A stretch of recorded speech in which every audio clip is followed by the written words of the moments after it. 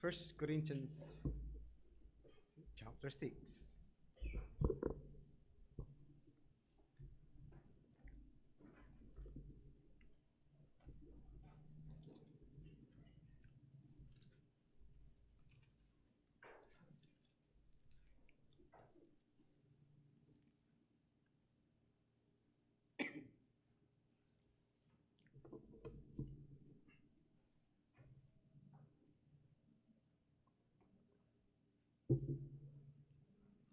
First Corinthians chapter 6 verse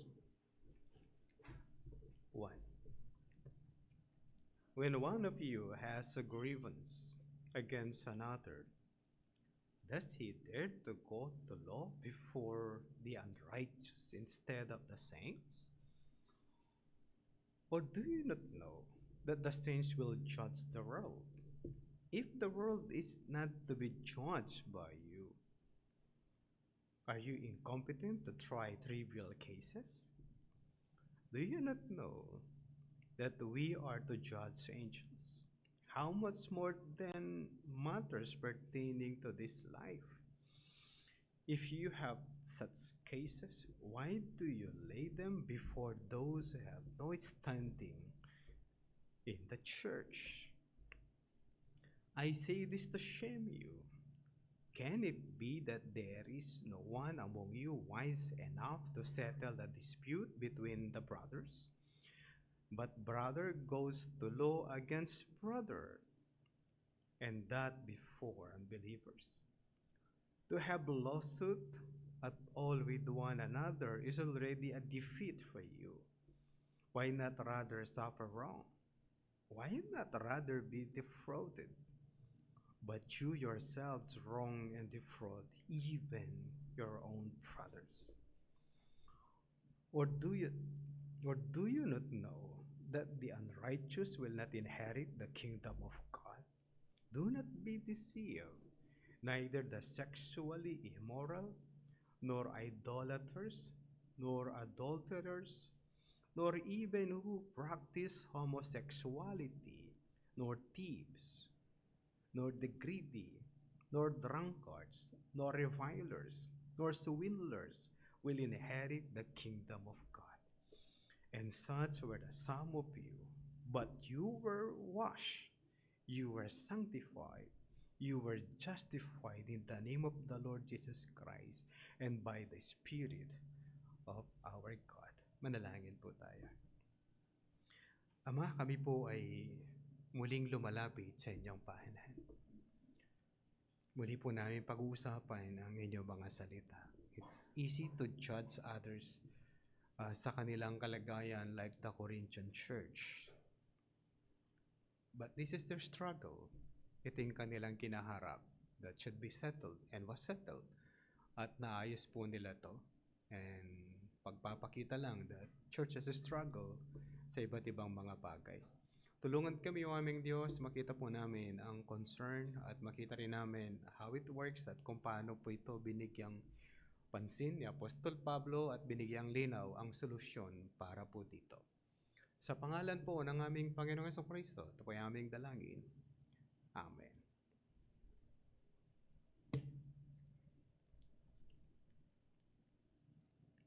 Malungkot kapag kayo mga simbahan ay kakaroon ng mga issues. Ang pinakamabigat ay yung ma-split ang church. Kaya doon sa isang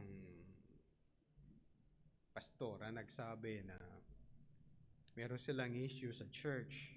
Ang aking last counsel, hindi naman pinakinggan is, sabi ko, magbati po kayo. Masakit po yan pagka na-split kayo. At hindi nyo gusto mangyayari pagkatapos po, no? And they choose to split.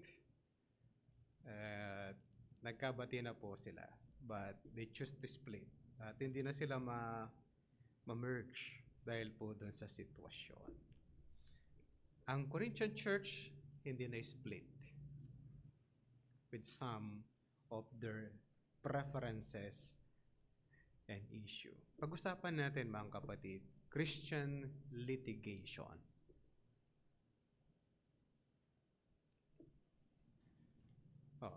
Lawsuit po. Christian lawsuit. Okay.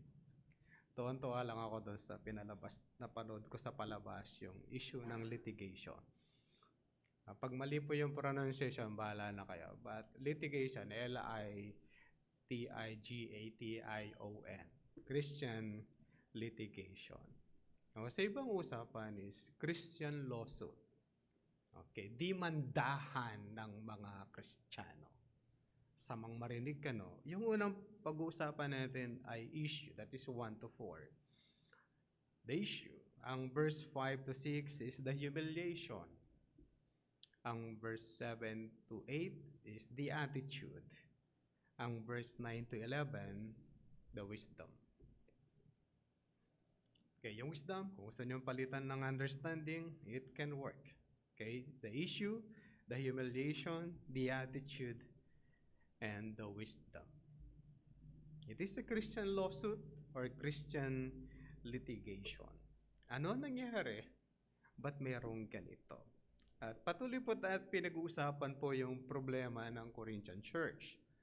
Ang tawag lang iba is the worst church na meron. Depende on how we look at it. Ephesian Church is a very good church.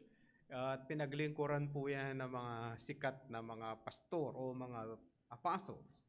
Si Pablo ay nagpastor ng Ephesian Church. Si John the Beloved, bago siya napunta sa Patmos, ay naglingkod sa church. Si Timoteo, naglingkod din sa Ephesian Church. Pinaniniwalaan na si Irenaeus, the disciple of John the Beloved, ay naglingkod din po sa Ephesian Church.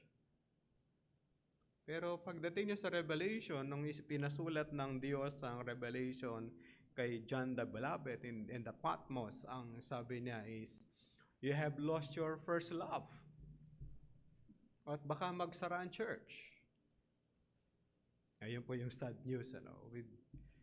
They have 4 great men, at least, na nagpastor sa kanila, and they have lost their first love. Nangyayari yan, mga kapatid, if we love the ministry more than we love the Lord. Amen yan? Maraming ministry, marami kang ministry ginagawa is, ang tanong is, do you love the Lord? Is my love for the Lord ay nandoon. Kaya pwede po natin gawin ang ministry with na-active ka sa lahat ng ministry and the love is not there. Hindi naman ibig sabihin kapag mahal mo ang Diyos, mahal ko ang Diyos kahit di ako naglilingkod. Questionable po yon. Pag mahal mo siya, you serve. Tama, no? Tama ba? If you love the Lord, you serve. Kaya wag natin sabihin ako, Pastor, mahal ko ang Diyos kahit di ako naglilingkod. Tsaka yung, kahit hindi ko kayo kasama sa church, I'm with you in the Spirit. Isa sa tanong is, alam mo, di namin nakita yung Spirit mo kahit minsan. Sana kung you are with us in the Spirit, sana nandun yung Spirit mo naman, nakita namin, naramdaman. Wala eh. Alam niyo yun? Para palusot lang para hindi ka na magsimba. Okay? There is something like sa ibang pagkakataon di ka makasimba. Pag regular di ka makasimba at dadahilan mo yun, it's not right. Kaya yung Corinthian Church, sa dami-dami ng issue, mga kapatid, wala siyang sinabi na hati-hati sila, nagiwa-hiwalay, and build their own churches. Pero ngayon, sabi ko nga, isa sandwich, yung unang issue niya sa chapter 5 is about sexual immorality. And then sa chapter 6 verse 12 and matapos po ang chapter 6, ang issue nila is about sexual immorality again.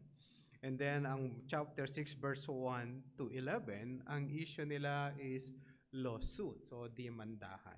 Kakaiba, isa tinatanong ko is it like a sandwich na parang may point po yung gitna and then yung dalawa?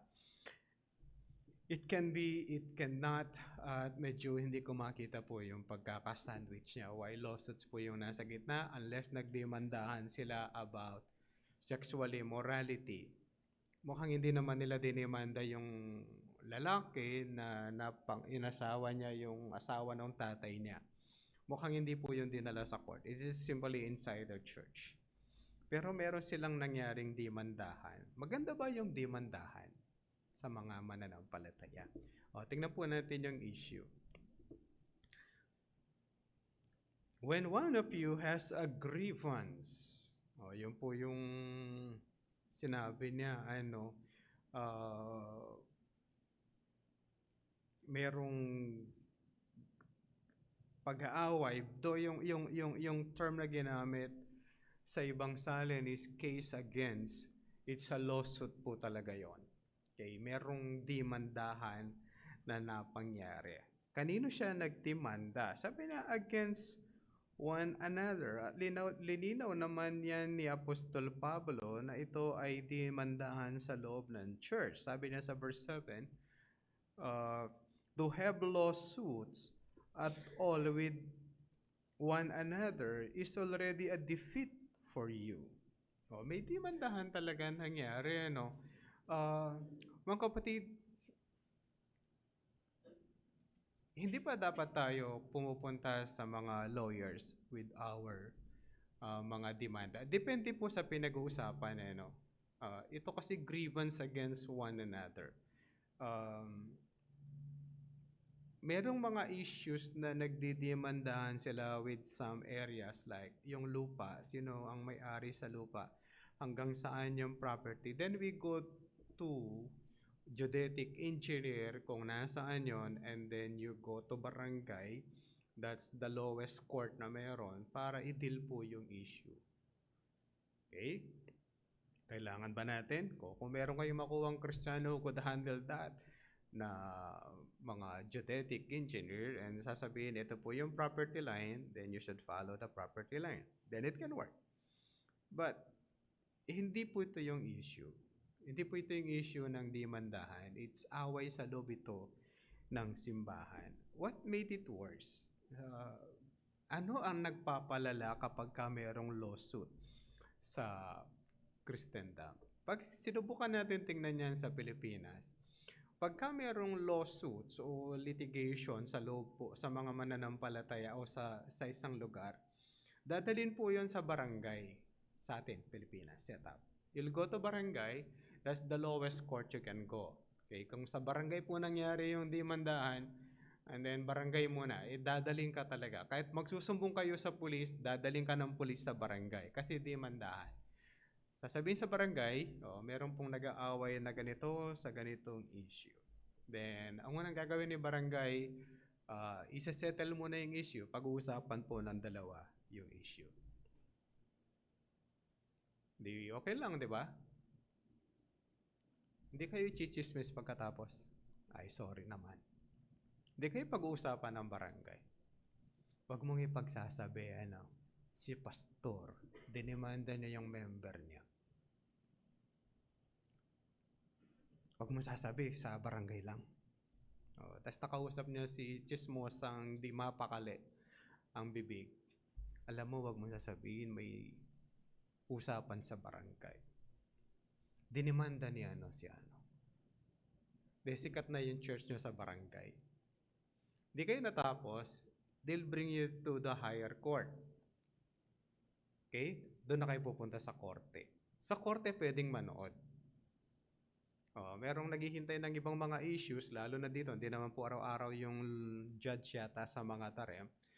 Habang hinihintay nyo yung issue ng isa, nakatambay yung iba doon, nakikinig. It's either gusto nilang malaman yung mga issues, may issues sila, o nandun lang sila para manood ng court discussion. Umabot na kayo sa munisipyo.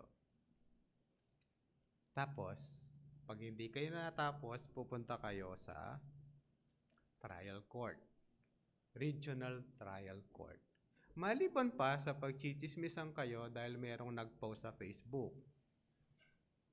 Nung bata po kami, pagka merong nag-aaway at kung nag-aaway sila ng masigawan, tapos pumunta sila sa kalsada, nag-aaway, ang tawag nila doon away ng mga palengkera. Hindi ko alam kung familiar pa po. Senior citizen yata. Okay? Pero kapag kayo nag-away, linagay nyo sa Facebook, mas malala kayo sa palengkera. Bawa may issue ka sa isang tao. Yung isang tao dyan, walang iya. Tinulungan mo dati, ngayon hindi niya alam na tumulong ka dati. May bayad pala yung tulong mo, ano? Kaya nilagay mo doon. Tapos sasagot yon. Alam mo yon?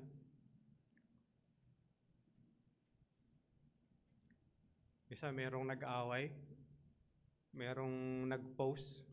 nag-post ng certain issue with a good heart and a good spirit. Tapos may nag-comment, tapos yung nag-comment doon sa nag-comment, tapos nag-away sila. Hindi nila pinag-aawayan yung issue, meron silang pinag-aawayan. No, parang sa Facebook may nabasa ako, piyesta ng mga Tarem nagsimula ng 15 ba 'yon? At matatapos ng February 1. Ang ganda ng piyesta ng mga Tarem. Nung kami yung komunista ni NPA ni Aquino, hindi kami makapagpiesta. Anong kaugnayan ng hindi kayo nakapiesta nung panahon na may NPA at saka yung panahon ngayon? Anong kaugnayan ng Aquino sa piyesta ng mga Tarem? Meron siya? Kung may sumagot doon, then kakalad ka rin po yun in the whole wide world. Para nung eleksyon, ikaw ba ay DDS? Ngayon, DDS ka o loyalista? Dati, DDS ka o ikaw ay pinklawan o di laban?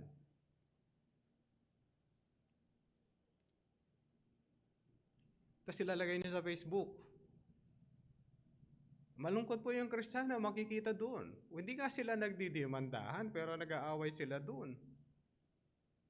Sinong kaaway mo dyan? Di na masabi-sabi yung kaaway niya, 4 inches lang ang pagitan nila. Alam mo yun, yung bakod kasing hollow blocks na ginagamit natin, 4 lang, di ba? 4 inches lang po yun eh. Kaaway mo siya. At sinasagot ka niya doon sa kanyang Facebook din. Tapos nababasa ng isang friend ninyo. Nag-aaway yung magkapitbahay. Anong pinag-aawayan? Yung umagos na tubig doon sa harap ng bahay, sa kalsada. Alam niyo ba yun? Paano kung Kristiyano yung nag-aaway?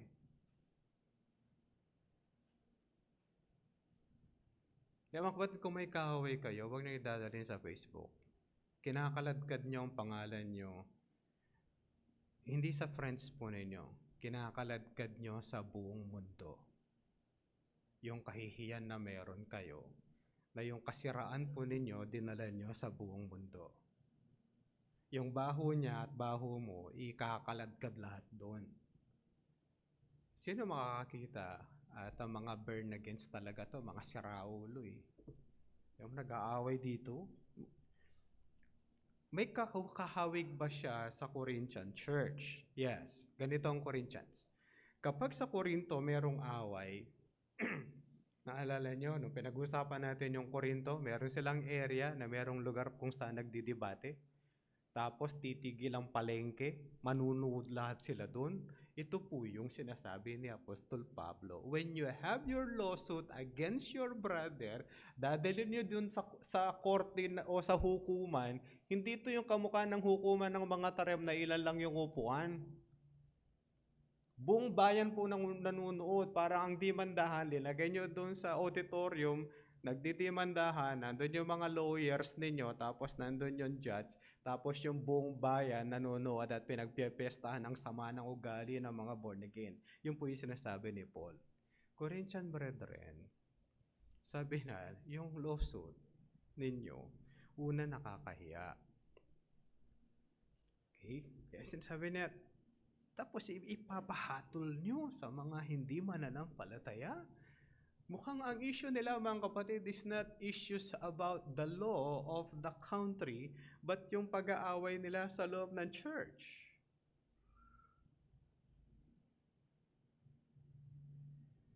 Di ba masakit yun?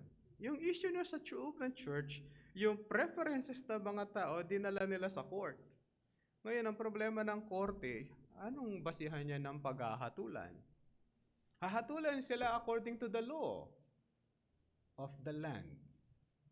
Hindi po law ng salita ng Diyos. Kaya sinasabi nyo, ba't niya naman pinapahatol sa unbeliever yung issue nyo sa church? Anong alam nila sa Bible? Hindi, simple magko-comment sila, mga born agains, magugulo ang utak. Kaya sabi na sa verse 2, or do you not know that the saints will judge the world? And if the world is not to be judged by you, are you incompetent to try trial case or trivial cases? Hindi wala ba kayong kakayanan na didilito sa loob ng inyong simbahan?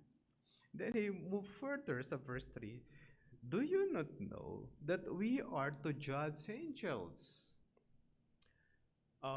There is a certain point kung ano ang mahirap pong i-define how it goes yung judging angels, but yun po yung nilagay, whether we'll judge the holy angels or the fallen angels, are still angels. Paano naman natin nahatulan yung angels na nasa langit? Nasa langit na po yun eh. Most probably, the fallen angels. Sabi nila, it might be, yung judge daw dyan ay pwedeng, we will lead angels. Hindi ko masakyan po yung, ililid po yung angels. Lawsuit ito, and then yung issue of judging is about the issues of life. Kaya hindi ito pwedeng leading the angels. Patungkol po yan sa paghatol sa kanila. Okay? Tapos sabi na, how much more than matters pertaining to this life? Di nyo ba kaya yan? Di ba ito kayo? Sabi na. So if you have such cases, why do you lay them before those who have no standing in the church? Kung issue yan ng church, bakit nyo dinadala sa unbelievers? How they would judge? Anong gagamitin nilang panuntunan? O anong basis natin? Pag-usapan na lang nila kung ano yung moral at hindi. Ang problema ng Corinthian Church, magulong community ang Korinto, tapos gagamitin ng Korinto yung sarili niyang prinsipyo, o yan na po yung mangyayari sa kanila. Ay, sabi na hindi nyo dapat dinadala dyan. Hindi naman nila alam ang issue ng church. Kahit po sa amin, pagka may nagsasabi yung kasama kong pastor, ganito, and then pag-usapan nila preferences, ang problema hindi kayo parehas ng administration na ginagamit. Ano po, paano nangyari? Ganito, merong church like, ang nakalagay sa Bible is eldership rule. That's, yun po yung pinaka-basic. And then they have the deacons. Malamang-lamang itong dalawa magkasama in leading the church. Yung ibang church, nag-move on na sila using, ginagamit po yung economic style o economia style o kaya yung presidential style of government o yung iba naman ay communist style. Communist style is one-man rule at susunod lang kayo lahat kay pastor. Yung iba naman democratic rule ay we vote for the president of the board at siya po yung mangunguna sa simbahan. Yung iba naman ay board ang nasusunod, yung pastor susunod sa board. Kapag anong sabi ng board members, yung susunod yung pastor. Okay?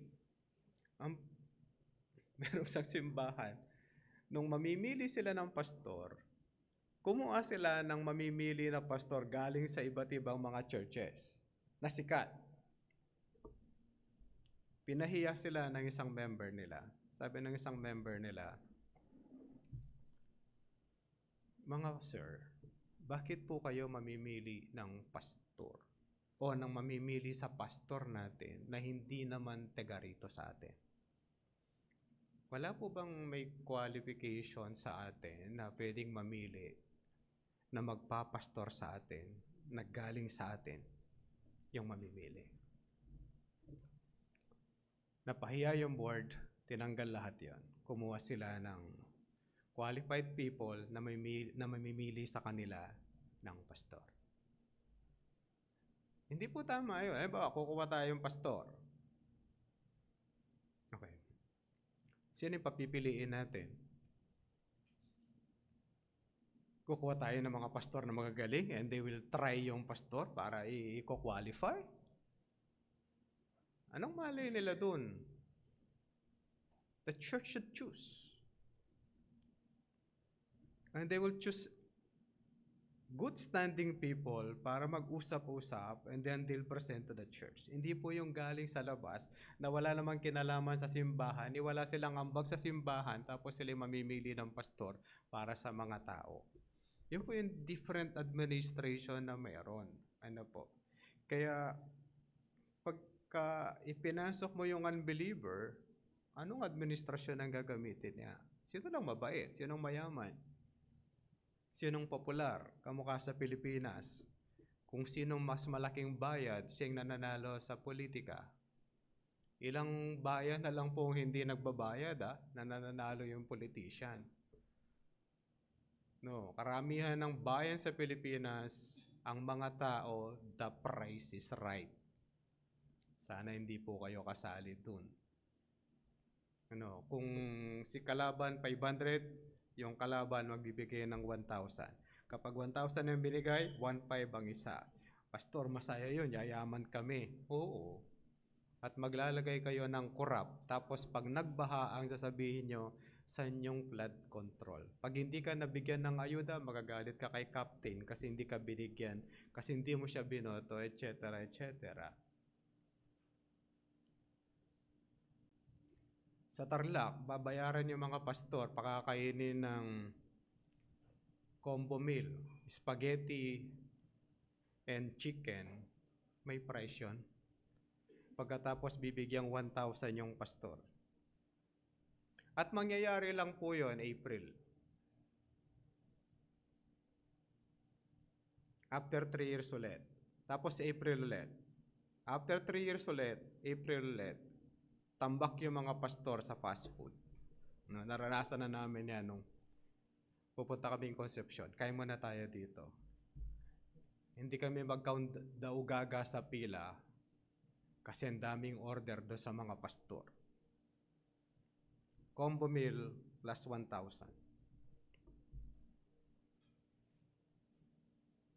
Ayun yung mga nananalo. Then we can't complain.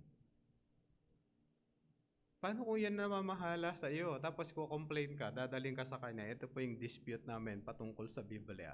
Anong alam niya? Pandaraya lang eh. Alam niyo ba yun? Pero meron pong bayan walang bayaran. Walang bayaran.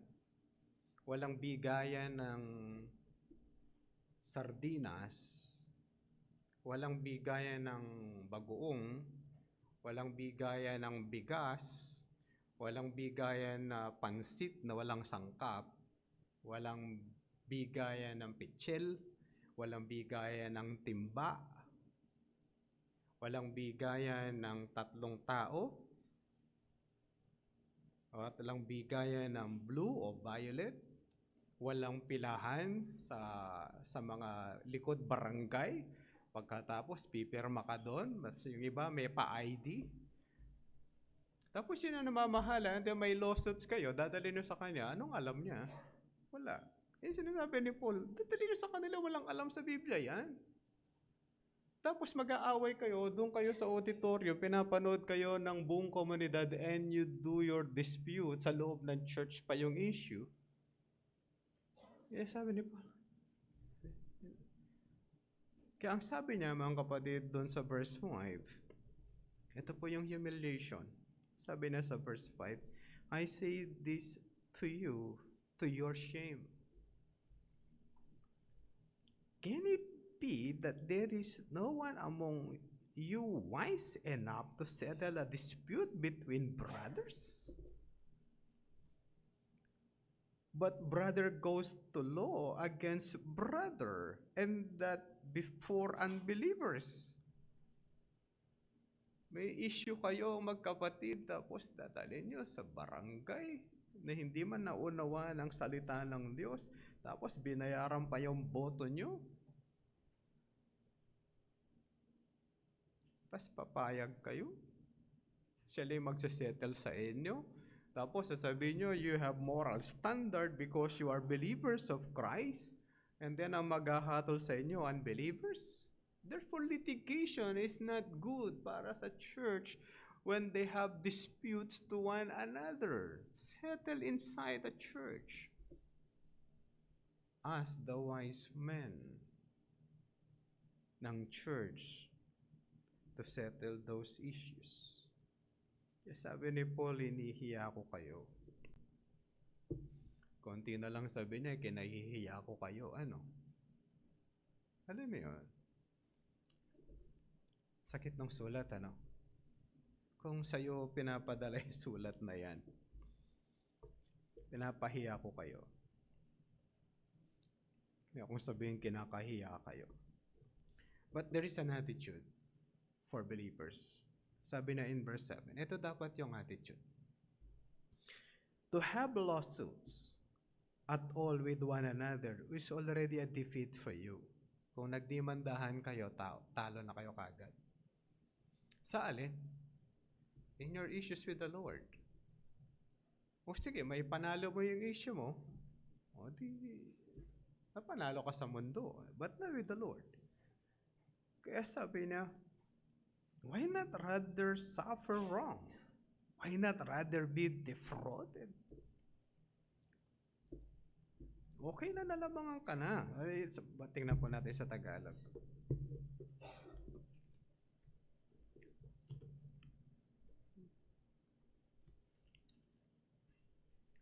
Ganito po linagay sa Tagalog sa verse 7.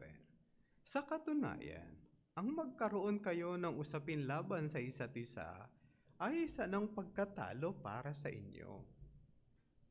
Una, mga kapatid, sabi ng Panginoong Jesucristo, kung kayo ay mayroong grievance or offended kayo sa isang tao, talk to the person, one-on-one. Sabi mo sa kanya, na-offend mo ko sa ganitong issue.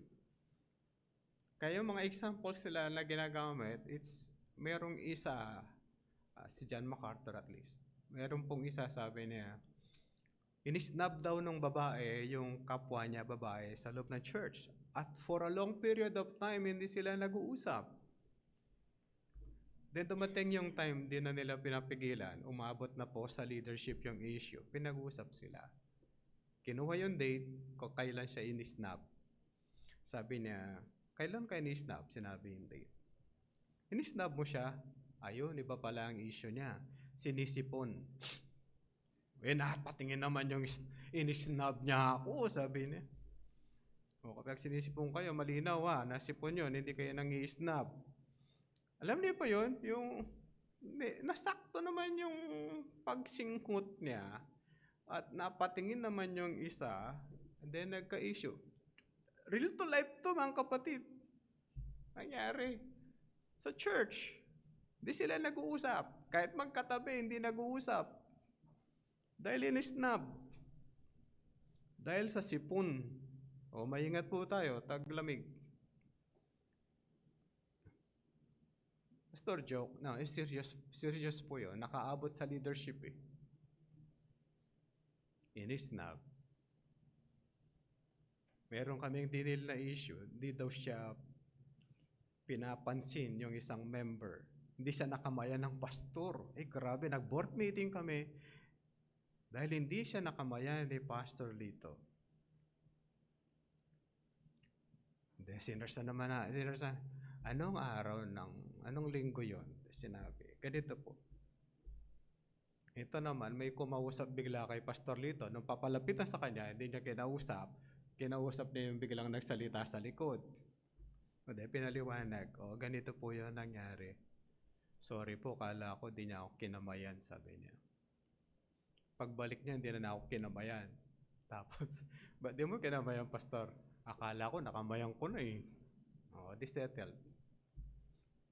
1 month po hindi nag-church yun dahil dun.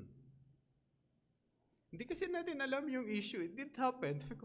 Sabi natin, hindi namin alam kung magagalit kami, kung matatawa kami sa issue, but yung tao, iyak sa harap namin. Pastor Lito, may issue ka rito, halika muna sandali. Ano yun? May kasalanan ka sa kanya, hindi ka mo kinamayan. They have to talk about it. Pero nag-usap na po sila sa harap namin para makita namin yung issue. Intindihan niyo po ba yung... Pero kung nag-uusap sila, sana hindi na siya 1 month na hindi nag-church. Naintindihan niyo po. This is a real life story po yun, na nandun kami, Anong issue? Di ako kinamayan ni Pastor Lito. Nagtataka naman kami dahil love na love ni Pastor Lito yung tao tapos di na kinamayan. Which imposibleng mangyayari para sa amin. Ba't di namin dinefend si Pastor Lito? We asked him sa harap niya yung Pastor Lito, may issue siya sa'yo. Kasi umabot na po sa amin yung problema. It was settled. Kaya hindi po ganito. Hindi ito yung sinasabi ni Pablo. Hindi yung bakit hindi mo na lang hayaan na ikaw ay nalamangan? Tuloy natin yan sa Tagalog. Sa katunayan, ang magkaroon kayo ng usaping laban sa isa't isa ay isa ng pagkatalo para sa inyo. Bakit hindi ninyo hayaan na lamang na kayo'y gawa ng masama? Bakit hindi na lamang kayo padaya? Pastor, minsan gusto natin makabawi, ano? Ano yun? Yung gusto mong mabawian yung tao na nakagawa ng masama sa'yo. Ano yung mapapala mo after that? Una, mag-aaway kayo. Una, hindi kayo tapos, hindi kayo mag-uusap. Kaya sabi ni Paul, ito yung right attitude. Pabayaan mo na nalamangan ka. Pabayaan mo na. Ang mahalaga, magkasundo na kayo sa ganong bagay. Masettle ang bawat isa. Dahil pag hindi na-settle, tuloy-tuloy yung issue, dadaling kayo sa korte ng Korinto, may didemandahan kayo, at makikita ng mga tao kung ano ang nangyari sa inyo. Kaya sabi pa sa verse 8, ngunit kayo mismo ang gumawa ng masama at ng daya, at ito'y sa inyong mga kapatid. O sila pa yung nandaya. Mukhang nagdayaan yung dalawa. Grabe ano? Nagdayaan sila, tapos nagdemandahan yung dalawang mandaraya. Palamang na kayo. Yan po dapat yung attitude. Pastor, nalamangan ako, hindi ako nakabawi. Hayaan nyo na. Ano yung gusto mo? Masama yung loob mo habang buhay? At habang buhay kayong hindi nag-uusap nung kapatid mo, nakatabi mo pag Sunday, tapos tuwang-tuwa kayo tingnan nyo, no? Masaya kayong maawit ng kapatid mo sa pananampalataya. Tapos magkatabi kayo. Pag upo nyo, ano ng reaksyon? To God be the glory, great things. Pag upo. Dito pa naupo itong masamang ugali na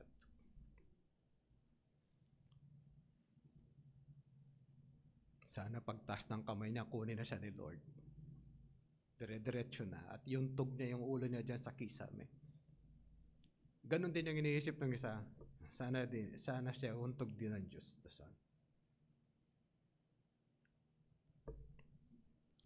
Mga kapatid, yung effect next Sunday. There is an effect on that.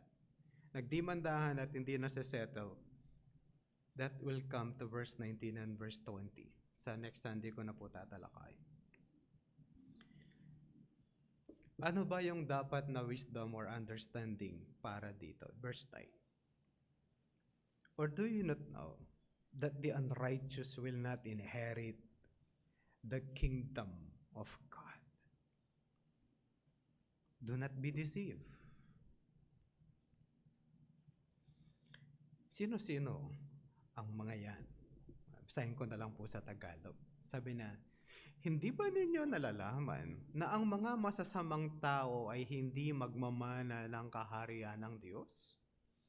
Huwag kayong padaya. Ang mga makpakiapid, the adult, the sexual immoral. Yung ibang salin ang ginamit po is fornication. Ang fornication ay pagkakaroon po ng sexual intercourse before marriage. Kaya kapag mayroong nagsasama at hindi po sila ikinasal, tapos nagkakaanak po sila, ang fornication ang tawag dun, kasalanan. O kung kaya meron po kayong mga kamag-anakan, hindi pa nakakasal at nagsasabi naman sa inyo, hindi sila nagkakasal kasi wala silang pera, sabihin niyo po magpakasal na sila sa kasalang bayan. Karaniwan February 14. Pag dito sila nagpakasal, minsan may pasingsing si Mayor, tapos meron pa siyang pa-spaghetti. O, libre kain na yon. O, pati bisita niyang 4 yata may pakain. Para hindi po sila magtuloy-tuloy with a sexual scene. Kaya yung pauso ng mga artistang masasama, sabi nila, maglilibiin muna pastor para malaman namin kung match kami. Maggagawa muna kami ng kasalanan. Ganito po yung ibig sabihin nun. Gagawa muna kami ng kasalanan, titingnan namin kung match kami sa kasalanan. Ano? Kasi maggagawa muna silang anak, tapos titingnan nila kung match sila. Magse-sex muna sila para malaman nila kung match sila. Tandaan niyo po ito. Kapag kayo nag-asawa, binigay ng Diyos sa iyo yung asawa na yun. Yun lang ang tao makakamat sa iyo. Sa maganda mong ugali, siya lang ang matutuwa. Sa masama mong ugali, siya rin yung sasaya. Ibig sabihin, you'll grow together. Alam mo yun? Na-sample ko last time, pag kumain yung kaning mainit, isinubo nyo. Sabi nung matatanda, niluluwa. Hindi ganun ang pagkaasawa. Mali yun eh. Wala namang Pilipino nagluluwa ng kaning mainit. Tama ba? Pag kayo kumain ng kanin na mainit, niluluwa nyo. Ilang Pilipino yung nagluluwa ng kanin pag napasok sa kanin? O mga bata lang. Yung matatanda, hindi. Hinihipan po sa bibig yan. Tapos lalamig ng lalamig. Pag tama ng lamig niya, i-enjoy niya kakainin yon. That's marriage. You will struggle. And then eventually, makikita mo yung beauty ng marriage. O kaya pag-pray po natin yung mga singles natin, makahanap ng... Naintindihan po ba natin? Pero kapag ka-sex before marriage, o magkakaroon ng sexual before marriage, that's sin. Sexual immoral po yun. Ang sinasabi po ni Pablo rito, hindi nag-i-inherit ng kaharian po yan. Mali na pagkakalagay. Susunod. Sabi na, idolaters, yung sumasamba sa mga Diyos-Diyosan. Yung hindi mabubuhay pag walang cellphone. Diyos-Diyosan na yan. Kala nyo ba? Baka kunwari, nagbabasa kayo ng Bible, naka-Facebook kayo. Idolatry po yun. Bakit? Minahal mo yung pinitingnan mo sa cellphone kesa sa Diyos. Papasilip ko po yung mga cellphone dyan na baka naka-online ka. Pastor, kasi kailangan online yung ko, hindi gumalaw. Sa iyo Bible, hindi. Pwedeng offline. Kasi tinitignan ko, baka may importante ako message. That's idolatry. That's beyond your God. Pero pag doktor po kayo, pwede po yan. Kasi baka mayroong emergency. Pag hindi naman po emergency, at priority nyo pa rin yan, that's idolatry. Sumasabma sa Diyos-Diyosan. Yung takot kapag yung pusang itim tumawid sa kalsada, wag na tayong babiyahe. May signus. Tama Tagalog ba yan? May signus. Balik na tayo. Yung mga pusa talagang tumatawid po, naghahanap ng pagkain sa kapitbahay yun. Lalo na yung hindi nagtatakip ng pagkain, papasok yung pusa, kaya tatawid-tawid. Paano kung pusa yung puti? Swerte, diretso. And then yung salitang swerte ay pauso po ni Buddha, yung malaking tiyan na walang buhok, na nakaupo. Yung hindi po ginagamit usual dapat ng Kristiyano yung swerte kasi pauso ni Buddha. Ang ginagamit po ng Kristiyano, pinagpala. Hindi swerte. Naintindihan po natin. Pag sinabi mong swerte, si Buddha nagbigay. Pag pinagpala, galing sa Diyos. Malinaw po. Idolaters, may asawa, tapos makikiapid. Tapos, nor men who practice homosexuality. Kasalanan ba ang homosexuality? Yes.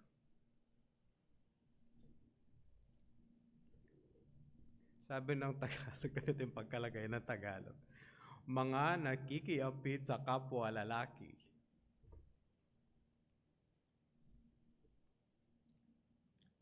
Okay.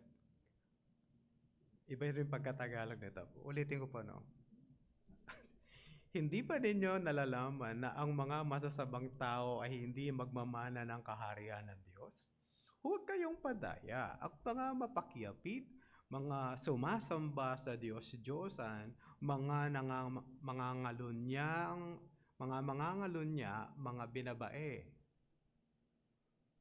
Ayun po yung Tagalog, no? Akala ko nagkamali ako ng basa kaya inulit ko po. Mga nakikiapit sa kapwa lalaki. Dinalawan niya talaga yun. Mga binabae. Kasalanan ng sexual immorality? Yes. Dalawa lang po yung ginawa ng Diyos, lalaki at babae. At yung iba, disturb ang kaisipan.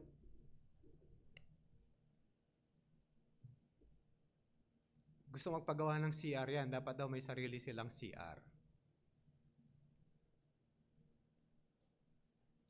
Kaya yung binabae, yung bakla, magsi-CR sa pambabae. Sana yung tomboy daw, doon sa lalaki din siya mag-CR. Subukan niya. O di dapat yung tomboy din, no? Doon sa lalaki siya mag-CR. Subukan lang niya. Mag-CR doon sa panglalaki yung tomboy. Tatayo din ba siya pag nag-CR? Kasing CR namin nakatayo eh.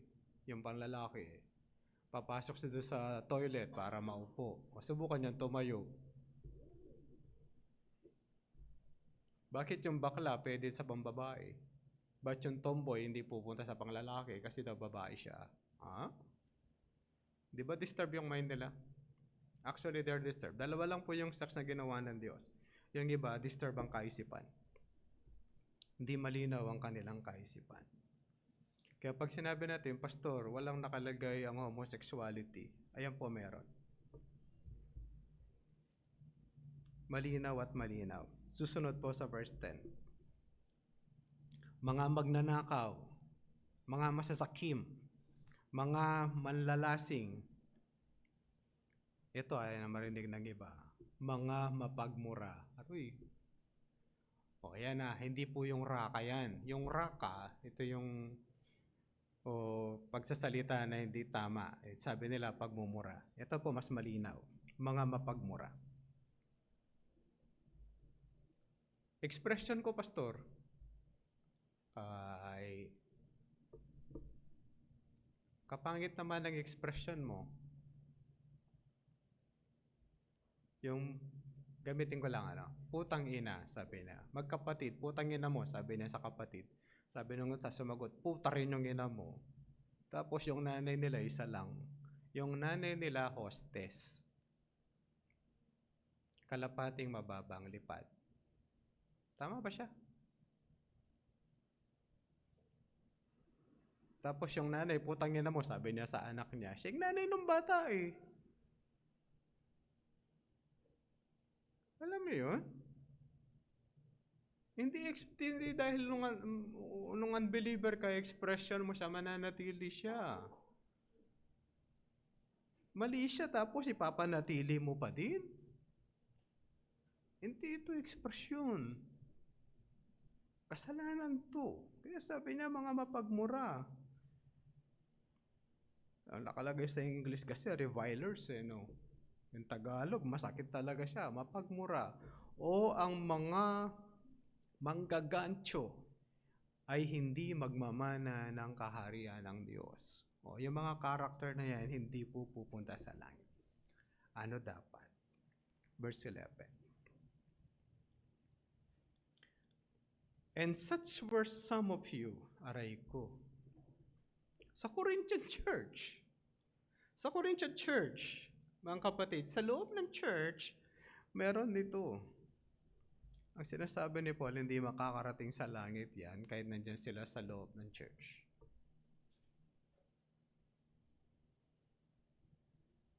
Pero ano ba talaga yung mananampalataya? It's the wisdom of it. Sabi na, you were washed You were sanctified. You were justified in the name of the Lord Jesus Christ and by the Spirit of our God. Ang isang tao kapag siya nanampalataya sa ating Panginoong Jesucristo, siya ay hinugasan na ng Diyos sa kanyang kasalanan. You were sanctified, ikaw ay pinabalal ng Diyos. Pero makakagawa pa rin ako ng kasalanan? Yes, indeed. Yung ikaw na suot-suot mo pa yung laman na to, makakagawa ka pa rin ng kasalanan. That's why meron tayong Panginoong Jesucristo who is our paraclete, tagapamagitan or our advocate, tagapamagitan natin sa Diyos. Lagi nang sasabihin sa'yo, sa Diyos, binayaran ko siya. At patuloy kang binabanal ng Diyos. We're being sanctified, cleansed, at pilit kang binabanal ng Diyos. At ang pasimula ng paggamit ng Diyos, ng ginagamit ng Diyos para ikaw ay mapabanal, ay ang pagbabasa ng salita ng Diyos. Kaya nga merong growth and maturity, na natututo ka at patuloy kang nililinang ng Diyos. But positionally, sa harapan ng Diyos, you were sanctified dahil merong nagbayad para sa iyo. At dito papasok yung justification. Pag sinabi natin justification, pagharap mo sa Diyos, hindi dahil wala kang kasalanan. You are sinner sa harapan ng Diyos. Pag sinabi natin justified, somebody paid for your sin. Merong nagbayad para sa iyong kasalanan. Yung po yung justified. Binayaran ka, sabi niya, ng ating Panginoong Jesucristo. Kaya pagharap mo sa Diyos, ang sasabihin ng Diyos sa iyo, bayad yan pa. Binayaran ko yan sa krus. Pero kung hindi ka mananampalataya kay Jesus Christ na tanging pangbayad ng iyong mga kasalanan, hindi ka bayad. This is not magical thing. Pastor, ako gusto ko muna, something will happen to me. Na, there's no magic nangyari sa akin. Na-realize ko na ako'y makasalanan at nakita ko na ang Panginoong Jesucristo ang tanging pambayad ng aking kasalanan. Then, nanampalataya ako sa Kanya. Pastor, meron bang something nangyari sa'yo? At that moment, wala. Yung kaibigan ko meron. Sa akin, walang ganon. Wala akong ganong karanasan. Yung iba, meron. Makita nila na sila ay makasalanan. They felt that pain. Ganun lang sa akin. Naranasan ko, nakita ko na ako'y makasalanan. Wala akong magawa for me to be safe and have a relationship with God. At lumapit ako sa ating Panginoong Jesucristo. Kung hindi, mananatili ako sa aking kasalanan. Katulad ng revilers. Kung ekspresyon niyo po yung pagmumura, ako din. Sa panahon po namin, ang tawag ay 2-5 na pagmumura. Hindi dahil expression po siya, mananatili siya sa atin. We have to change. Pagsisihan ang bagay na yun. Kaya mga kapatid, mga kaibigan, ang pagdidimandahan sa loob ng church issue ay dinadala sa korte ay hindi tama. Isang bagay na nakakahiya at kakihiyan sa loob ng simbahan. Kung ikaw ay nalamangan ng iba, nalamangan ka na. Bayaan mo na. Continue in your life and settle matters with the brethren. Dalhin mo na sa loob ng church o sa mga nakakaunawa na salita ng Diyos to settle issues. Don't run away from it.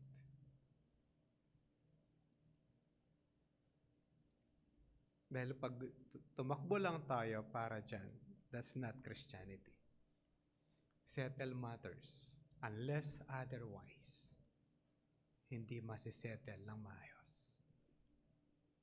Pero, kung malalamangan ka, malamangan ka na. Dahil ang isang matalinong Kristiyano, alam niya Siya na binago ng Diyos, binalal ng Diyos, at binayaran ng Diyos sa pamamagitan ng Panginoong Jesucristo. Gaano ba karaming kasalanan mo na nagawa sa Diyos? At gaano karaming nagawa na kasalanan ng iyong kapwa? Magkaparehas ba? Kung mas maraming nagawa mong kasalanan sa Diyos, binayaran ng Diyos, ipinako yung anak niya sa krus ng Kalbaryo, linatiko, hanggang lumabas yung kanyang kalamnan sa likuran. Pero hindi siya nagreklamo para bayaran ka lang. Yung issue ng kapatid mo sa pananampalataya, hindi mo kayang palampasin. How about God? Tapos yung hindi mo na maalalang kasalanan, ang sasabihin mo lang sa Diyos, patawarin mo na ako, Panginoon, sa hindi ko naaalalang kasalanan. Pero yung kapatid mo sa pananampalataya, ano ba yung kasalanan mo? Sige, sabihin mo. Hindi ko na nga maalala, ano ba kasalanan ko sa'yo? Gusto mo, ulitin ko.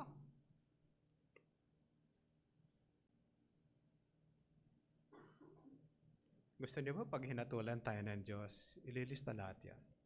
1. Grade 1 ka. Kapapasok mo pa lang ng June 11. Gusto niyo ba yon? Grade 1 ka, June 13. Kasi wala kang pasok ng Sabado. Inaaway mo yung sinabunutan mo yung katabi mo. July 7, sinuntok mo yung katabi mo. Gusto ba isa-isa ng Diyos yun?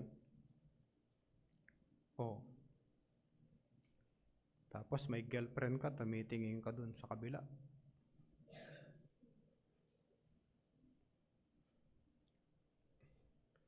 Tapos tinanong kung masarap yung ulam, sabi mo masarap kahit hindi. Gusto niyo ba yun?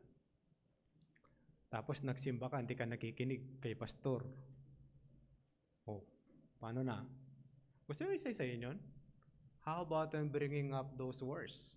Ay, hindi mo na maalala. Sabi mo na lang, hindi ko na maalala. But God forgave you. Can you not forgive your brother? Give it to the Lord. Kaya mga kapatid, lawsuit is not good in the church. Pero dahil binayaran ka ng Diyos, learn to forgive and have a proper attitude sa mga bagay na to. Manalangin po tayo. Panginoon, salamat po sa inyong mga salita. And sometimes we want to take our pride. At kapag nasaktan ang aming pride, ayaw naming isettle ang maraming bagay. Pero sa inyong habag sa amin, binigyan niyo po kami ng kaligtasan at binayaran kami ng aming Panginoong Jesucristo. Nawa ang katalinuhang ito ay lagi naming maalala na kapag meron kaming issue sa aming mga kapatiran, we settle it. Dahil kami binayaran din at pinatawad po ninyo kahit hindi kami karapat-dapat. Sa pangalan po ng aming Panginoong Jesucristo, noong lahat ang aming dalangin.